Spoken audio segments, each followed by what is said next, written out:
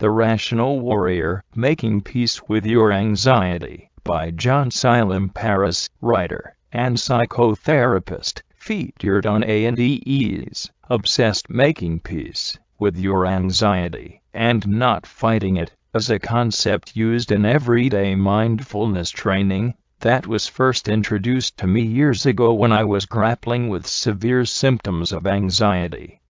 Back then, when I first heard it, I thought it was ridiculous. Others might be capable of making peace with their anxiety, but not me. I was terminally unique. I knew it was a futile double standard, but my anxiety was just too intense to submit to. In addition, I firmly believed that if I ever gave up the battle and surrendered to my symptoms, a torrent of even greater anxiety would overwhelm me, and I would become incapacitated. I would go crazy and lose my mind somehow. As long as I held tight to my tenuous grasp on what was left of my sanity, I thought I was safer. But I realized that the very same tenuous grasp I held fast to, and the exhausting effort I put into it every day, made me feel worse. Years later, I finally discovered that in the process of mindfulness, surrender did not mean giving up or allowing me to be overtaken by anxiety. I learned that if I let go in small increments, and allowed myself to be present in the anxiety for brief periods of time, I started to habituate to my symptoms. In other words, I started to see that I could indeed endure the pain. Habituation meant my brain was getting used to the fear, and the fear then decreased in strength. Habituation helps to build emotional tolerance, and also raises distress thresholds. And letting go and surrendering did not mean throwing in the towel. It meant that I could, instead, work on my anxiety and get well by rational means. It meant that it was okay to try something different. I did not have to fight anymore.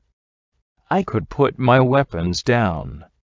Consequently, the something different was simply the idea of not feeding my anxiety and giving it so much power.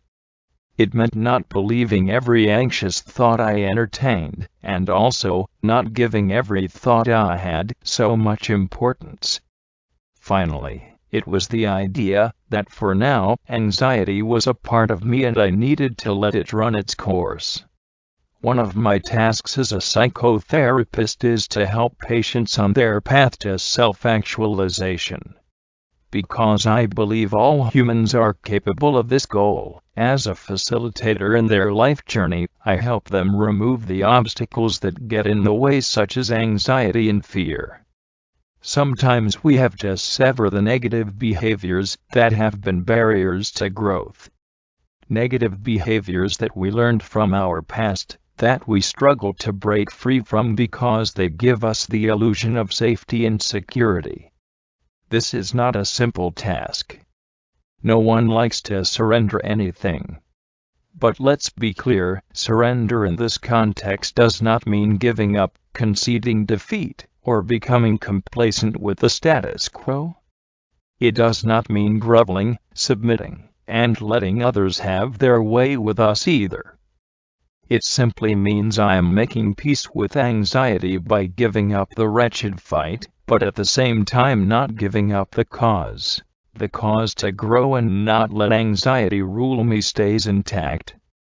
Surrendering via rational means so. To assist in the practice of surrendering via rational means, use the following affirmations as a guide. Surrender does not mean giving in or conceding defeat to my anxiety. Surrender does not mean groveling or submitting to my anxiety. It's okay to feel some anxiety every now and then. It's okay to let my guard down and trust that I can handle this. Being present with my anxiety from time to time helps build emotional tolerance. Being present with my anxiety from time to time helps raise my personal distress threshold. I don't have to listen to what my anxiety is telling me. I don't need to control my environment To feel safe, I will allow anxiety to run its course. I will try not to believe everything I think.